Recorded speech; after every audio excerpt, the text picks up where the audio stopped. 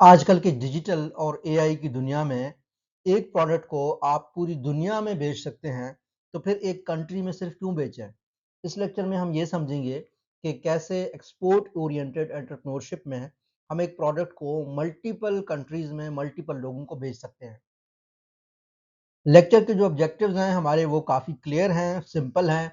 हमने ये समझना है कि एक्सपोर्ट ओरिएंटेड एंटरप्रेन्योरशिप होता क्या है?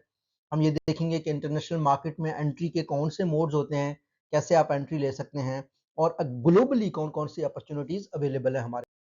अगर हमें डिफाइन करना पड़ जाए कि एक्सपोर्ट ओरिएंटेड एंटरप्रेन्योरशिप क्या है, तो सादा अल्फाज में एक्सपोर्ट फोकस्ड एंटरप्रेन्योरशिप ऐसा है जो फोकस करे on producing goods and services for international markets. ऐसी एंटरप्रेन्योरशिप जो प्रोडक्ट्स बनाए जो कि इंटरनेशनल मार्केट पे फोकस्ड हों, उसको एक्सपोर्ट ओरिएंटेड एंटरप्रेन्योरशिप कहते हैं। अच्छा, काफ़ी सारे लोग सोच रहे होंगे कि हम इंटरनेशनल क्यों जाएँ? बहुत से लोगों को आपने देखा होगा, उनके बिज़नेस के बाहर लिखते थे जी हमारी कोई ब्रांच नहीं है, हम वाहिद ब्रांच हैं। और मेरे ख़्याल में डिजिटल दुनिया में, आजकल की ग्लोबल की दुनिया में, ये किसी बिज़नेस की बहुत बड़ी नाकामी है जो कहे कि हमारी सिर्फ़ एक ही ब्रांच है। भई आपकी एक ब्रांच क्यों है?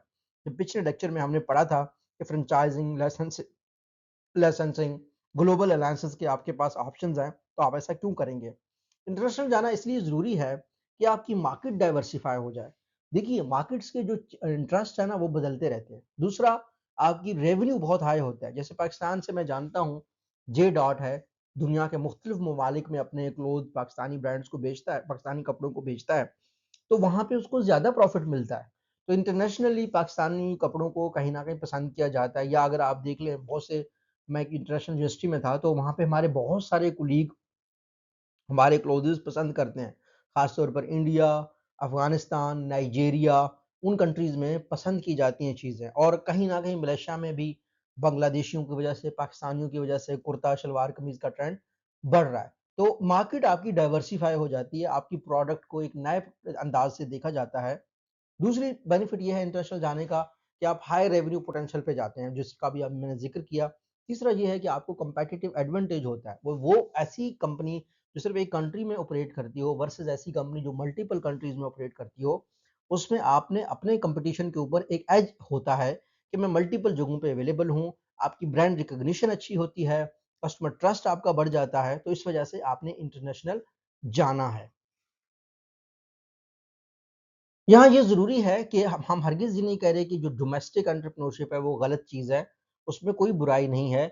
अगर आप डोमेस्टिक एंटरप्रेन्योरशिप में अच्छा परफ़ॉर्म कर रहे हैं, तो आप परफ़ॉर्म करते रहें, लेकिन अगर आप लॉन्ग टर्म कम्पेटिटिव एडवांटेज लेना चाहते हैं, तो आप इंटरनेशनल फ़ोकस रखें। तो डोमेस्टिक एंटरप्रेन्योरशिप ये होता है कि आप लोकल मार्केट पे फ़ोकस करते हैं, उनके जैसे प्रोडक्ट्स बनाते रहते हैं। इंटरनेशनल ये होता है कि आप क्रॉस बॉर्डर अपने ऑपरेशंस बनाते हैं। अच्छा, अब हमने ये सोच लिया क्योंकि ये हमारा जो लेक्चर है, ये है इंटरनेशनल एक्सपेंशन के ऊपर और इंटरनेशनल मोड के ऊपर है। तो हमारे पास कौन से ऐसे मेथड्स अवेलेबल हैं, जिसमें मोड्स ऑफ एंट्री हैं, जिससे हम बाहर जा सकते हैं। सबसे पहला काम हमारे लिए एक्सपोर्टिंग है। तो एक-एक चीज़ को हम एक्सप्लेन करेंगे कि आप कैसे कर सकते हैं एक अलग स्लाइड में हर एक जो है ना बाहर जाने के मेथड को। तो सबसे पहला है एक्सपोर्टिंग के प्रोडक्ट आप अपना बाहर भेज दें, प्रोड्यूस बेशक आप अपनी लोकल कंट्री में करें। दूसरा चीज़ है लाइसेंसिंग का, इसको भी हमने अच्छे से पढ़ा हुआ है। हमने कहा लाइसेंस ये होता है कि आप अपना इंटेलेक्चुअल प्रॉपर्टी राइट किसी दूसरे बंदे को दे दो, आप उससे कहो कि उसको यूज़ करते हुए वो प्रोडक्ट्स बना दे। तीसरा हमारे पास फ्रेंचाइज़िंग का मेथड है, जहाँ आप अपनी प्रोडक्ट की फ्रेंचाइज़ या सिस्टम की फ्रेंचाइज़ किसी को दे सकते हैं। इसके बाद आप जॉइंट वेंचर्स भी कर सकते हैं कि आप कहें कि जी हम आएँ, आप हमारे पास अपनी चीज़ बेचें, हम आपके पास अपनी चीज़ बेचेंगे। आप आएँ हमारी फैक्ट्री में अपनी चीज़ बनाएँ, हम अपना भी बनाते रहेंगे, आपकी फैक्ट्री में भी हम बनाएँगे।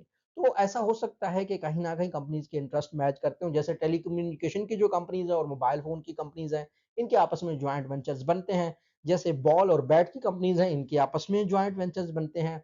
जैसे स्पोर्ट्स चैनल्स हैं, आप देख सकते हैं जो न्यूज़ मीडिया है, न्यूज़ वालों ने क्या किया स्पोर्ट्स के चैनल्स भी बनाना शुरू कर दिए। ऐसे ही वो प्रोड्यूसर्स के साथ जॉइंट वेंचर्स करते हैं। डिफरेंट मूवी की कंपनीज़, डिफरेंट न्यूज़ की कंपनीज़ के साथ, ड्रामा के चैनल्स के साथ आपस में कोलैबोरेशन कर रहे होते हैं। तो वो जॉइंट वेंचर करते हैं जहाँ पे दोनों को फ़ायदा अचीव हो रहा होता है। और पाँचवाँ मेथड फॉरेन डायरेक्ट इन्वेस्टमेंट का है। जैसे कि यूएसए की कंपनीज़, यूके की कंपनीज़, वेल्दी कंपनीज़ करती हैं कि बाहर की कंट्रीज़ में जाके इन्वेस्ट करते हैं। आजकल चाइना भी बहुत ज़्यादा इन्वेस्ट कर रहा है, ख़ास तौर पर चाइना का जो हुआवे है, उसने दुनिया के हर मुल्क में इन्वेस्ट किया हुआ है। जो इंफ्रास्ट्रक्चर है टेलीकम्युनिकेशन का मेनली हुआवे का है, वर्ल्ड वाइड जो सैटेलाइट्स के थ्रू भी हवावे चाइना बहुत इन्वेस्ट कर रहा है। अब पहले जो हमारे फॉरेन डायरेक्ट इन्वेस्टमेंट में कंपनी जो हमारे जहन में आती थी मेनली यूके और यूरोप से होती थी, लेकिन अब चाइना, रशिया ये लोग भी बहुत ज्यादा चीजों में इन्वेस्ट कर रहे हैं। एक एक चीज को हमने एक्सप्लेन करना है। पहली चीज थी एक्सपोर्ट एक्सप्लेन। एक्सपोर्ट क्या होता है? एक्सपोर्ट ये होता है कि selling product services to the form markets. आप बाहर की मार्केट्स में अपने प्रोडक्ट को बेचें, ये एक्सपोर्ट्स कहलाता है। अब इसमें दो तरीके होते हैं, एक आप डायरेक्ट एक्सपोर्टिंग कर सकते हैं, दूसरा इनडायरेक्ट एक्सपोर्टिंग कर सकते हैं। डायरेक्ट एक्सपोर्टिंग ये होता है कि आप कंट्रोल करें हायर मार्जिन को, यानी आप ही चीज को बेच रहे हैं।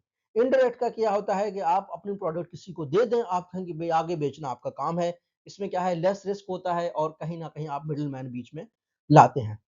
एक्सपोर्ट कहीं पे भी आपने करना हो, कुछ फैक्टर्स आपने देखनी होती हैं कि सबसे पहली चीज ये होती है कि आपकी प्रोडक्ट की क्वालिटी हाई होनी चाहिए, ताकि आप जब वहां बेचें वहां पे ट्रस्ट गेन हो। अदरवाइज क्या होता है कि आपका प्रोडक्ट शिपिंग के चार्जेस हो गए, वहां पे आपका पोर्ट पे पहुंच गया, पोर्ट से आपने वेयर हाउस के चार्जेस दिए, वेयर हाउस से जगह पे पहुंचा, तो आपके लिए बहुत टफ है लो क्वालिटी की चीज को बेचना।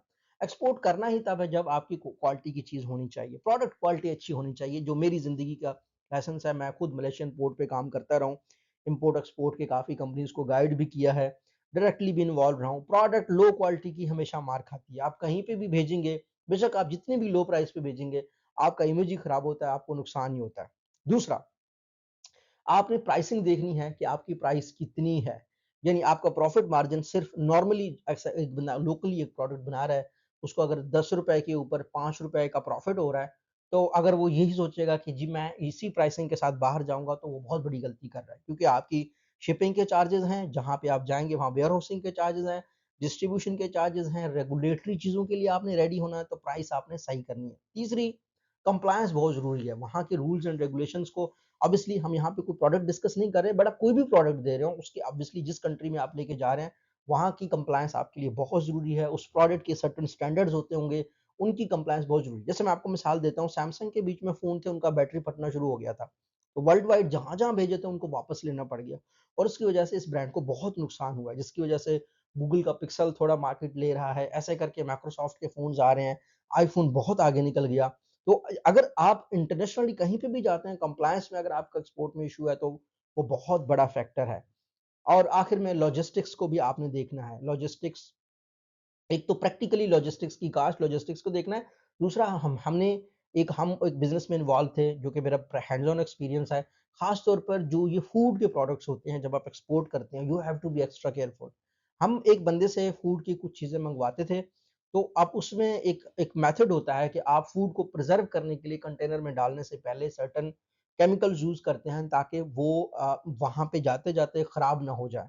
सो 2-4 दिन के लिए उनकी लाइफ एक्सटेंड हो जाती है। सो नॉर्मली क्या हो रहा था, हम जहाँ से एक्सपोर्ट करवा रहे थे, वो सब सही चल रहा था, मतलब कोई जरूरत नहीं पड़ती थी, पता था यार 2 दिन में पहुंच जाएगा, पोर्ट तक आगे जाके वो कर देंगे। अच्छा, कोविड का जब सीन आया, तो पोर्ट्स पे ना काफी ज्यादा कंटेनर्स रुक गए।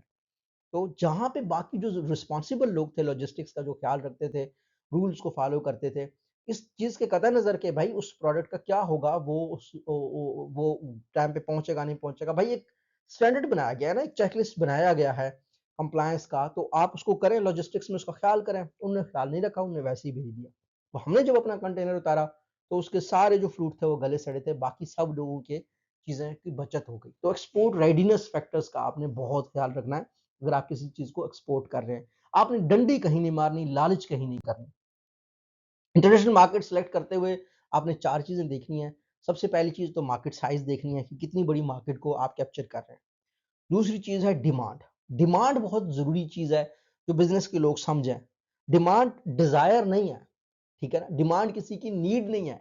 डिमांड अलग चीज है, मुझे कुछ चाहिए खाने को, ये और चीज है। मेरी ख्वाहिश है कि मैं बीएमडब्ल्यू खरीदूं, ये और चीज है। क्या मैं ले सकता हूं? डिमांड का मतलब ये है कि लोग ले सकते हैं, और साथ में लोगों की डिजायर भी है, उनकी नीड भी है, तब डिमांड जनरेट हो जाता है। तो आपने उस मार्केट में जो भी मार्केट साइज देख रहे हो, वहां पे लोगों की डिमांड देखें, कितने लोगों की परचेजिंग कैपेसिटी है, और वो चाहते भी हैं परचेज करना। अकॉर्डिंगली आपने अपना इंटरनेशनल मार्केट सेलेक्ट करना है। तीसरी चीज कंपटीशन है, कितने लोग वहां चीजें बेच रहे हैं और क्या मुकाबला है। जैसे मैं आपको बता देता हूँ, जैसे मलेशिया है, थाईलैंड है, इंडोनेशिया है, वहां पे मेनली आलू, प्याज, इस तरह की चीजें नहीं उगती, तो वहां पे कंपटीशन है, क्योंकि वो उस कंट्री का प्रोडक्ट ही नहीं है। तो एक्सपोर्टर्स के बीच में कंपटीशन है, वहां पे आपके लिए चांस बन जाता है किसी भी मार्केट को डिसाइड करते हुए। यह एक ऐसी चीज है जिसमें वहां के लोकल लोग ही आपस में बहुत स्ट्रांग है, तो आपने इंटरनेशनल मार्केट में जाते हुए एहतियात करना है अगर आप स्ट्रांग नहीं है तो। चौथी चीज है रेगुलेशंस, ये बहुत जरूरी होती हैं, क्योंकि जब भी आप किसी दूसरी कंट्री में जाएंगे you have to take care of the regulations. और एक लॉन्ग टर्म स्टेबल कंट्रीज को लोग प्रेफर करते हैं, ऐसी कंट्रीज को लोग प्रेफर नहीं करते जहां इश्यूज होते हैं लॉन्ग टर्म में। आपने इन्वेस्ट किया, नई गवर्नमेंट आई, उनके रूल बदल गए। वन ऑफ द रीजन जिसकी वजह से डेवलपिंग कंट्रीज गरीब लोगों की तरफ लोग इन्वेस्ट नहीं करते, बिजनेसमैन नहीं आते, उसकी वजह उनके रेगुलेशन है। अगर वो रेगुलेशन में कंसिस्टेंसी करेंगे तो इंटरनेशनल मार्केट में लोग एक्सपैंड करेंगे, क्योंकि बिजनेस एक्सपैंड करना छोटा फैसला नहीं होता। जब भी इंटरनेशनल मार्केट डिसाइड करते हैं, मार्केट साइज, डिमांड, कंपटीशन और रेगुलेशन को आपने डिसाइड करके करना है। अच्छा, ट्रेड रेगुलेशंस की कंप्लायंस बहुत जरूरी है।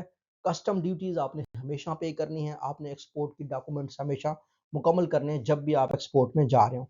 एक्सपोर्ट डॉक्यूमेंटेशन में क्या क्या चीजें होती हैं, एक इनवॉइस आपने हमेशा आपके पास होना चाहिए, पैकिंग लिस्ट आपके होनी चाहिए, बिल ऑफ लैडिंग, ये तीन चीजें होती हैं मोस्टली वर्ल्ड वाइड जहां भी आप लेके जाएंगे, ये एक्सपोर्ट के डॉक्यूमेंट आपके पूरे होने चाहिए। रोल ऑफ गवर्नमेंट अगर कहा जाए, trade development authority of Pakistan TDAP deal करता है एक्सपोर्ट से रिलेटेड चीजों को, और ये जो है ना एम्बेसीज और ट्रेड मिशंस भी इसमें रोल प्ले करते हैं। अगर आपने इनकी वेबसाइट पे जाना है, trade development authority of Pakistan, तो आपको मजीद गाइडेंस मिलेगी। हम डेवलपिंग कंट्रीज की बात करें, पाकिस्तान की बात करें, उनके हक में है कि लोग चीजें एक्सपोर्ट करें, बाहर भेजें, ताकि ट्रेड बैलेंस जनरेट हो। खास तौर पर जो डेवलपिंग कंट्रीज हैं वो मेनली चीजें कंज्यूम कर रहे होते हैं, बना बहुत कम रहे होते हैं, तो एक्सपोर्टर्स को हाई लिवरेज होता है कि वो कुछ चीज बनाएं, बाहर बेचे। एक तो वहां की प्राइस हाई होगी, लेकिन साथ साथ उनको एडवांटेज ये हो जाता है कि उनका कंट्री भी उनको सपोर्ट करता है, तो यहाँ से आपके ऊपर रेगुलेटरी बड़ी आसानियां हैं। इवन तो इंटरनेशनली आपने मार्केट चूज करके देखना है, आपकी प्रोडक्ट की वाकई डिमांड हो, वहां की रेगुलेटरी कंप्लायंस हो, उसके बावजूद आपको प्राइसिंग में अगर प्रॉफिट मिल रहा है, तो एक्सपोर्ट करना एक बहुत अच्छा डिसीजन आपके लिए हो सकता है। इंटरनेशनल पेमेंट मेथड्स में सबसे एडवांस पेमेंट होता है डेफिनेटली लेटर ऑफ क्रेडिट हो सकता है, आप अकाउंट ओपन करके भी इंटरनेशनल पेमेंट्स कर सकते हैं।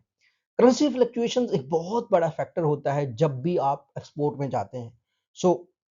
मैंने कहा ना कि प्राइस मार्जिन जब आप लोकल मार्केट में होते हैं ऑब्वियसली एक अलग एंगल होता है, जब आप इंटरनेशनल में जाते हैं तो आपने करेंसी फ्लक्चुएशंस को जहन में रखना है। करेंसी फ्लक्चुएशंस के साथ एक तो आपकी ट्रांजैक्शन इंपैक्ट होती है जिसके साथ भी आप ट्रांजैक्शन कर रहे हैं, लेकिन लॉन्ग टर्म में आपकी प्राइसिंग की ओवरऑल स्ट्रेटजी पे भी प्राइसिंग इंपैक्ट करती है। जैसे मैं, क्योंकि पाकिस्तान के टॉप मल्टीनेशनल्स में काम करता रहा हूँ, मैं मिसाल नाम लेके कह देता हूँ, टेलीनॉर में मैं होता था। तो टेलीनॉर का इन्वेस्टमेंट का हमने एक एनालिसिस किया कि टेलीनॉर ने जब पाकिस्तान में इन्वेस्ट किया, तब एक जो डॉलर था वो 100 रुपए के बराबर था।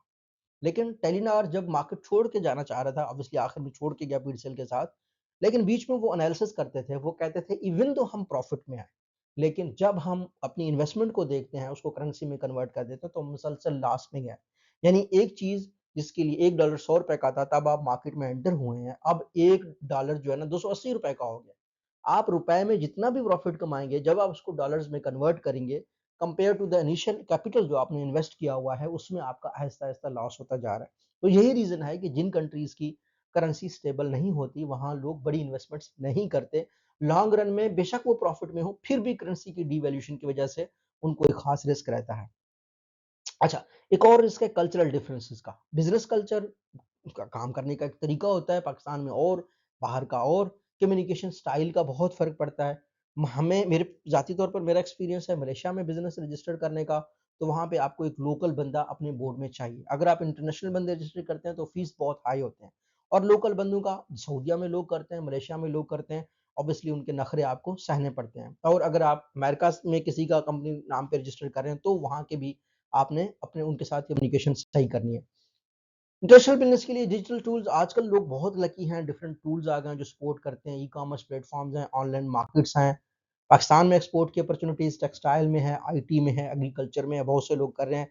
पाकिस्तान की सिस्टम की एक कंपनी है, बहुत अच्छा काम कर रही है, नेटसोल पाकिस्तान, सॉफ्टवेयर एक्सपोर्ट कर रही है। टेक्सटाइल्स में भी पाकिस्तान बहुत अच्छा एक्सपोर्ट का काम करता रहा है, निशाद ग्रुप अब भी काम कर रहा है।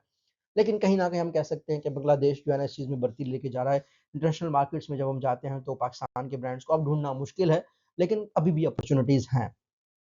पाकिस्तान के बहुत से फर्म ग्लोबली मैंने जिस तरह नेटसोल की मिसाल दी, सिस्टम्स की मिसाल दी, निशात की मिसाल दी, काम कर रहे हैं। चैलेंजेस हैं, रेगुलेटरी बैरियर्स ऑब्वियसली आते हैं, नए-नए जो है ना डिफरेंट किस्म के टैक्सेस लग जाते हैं, कंट्रीज़ की जियोपॉलिटिकल सिचुएशन बदलती रहती है, लॉजिस्टिक कॉस्ट होते हैं। इंटरनेशनल एंटरप्रेन्योरशिप्स हमने ये कंक्लूड किया कि आपके हॉरिज़न्स को एक्सपैंड करता है, but you must be prepare for that.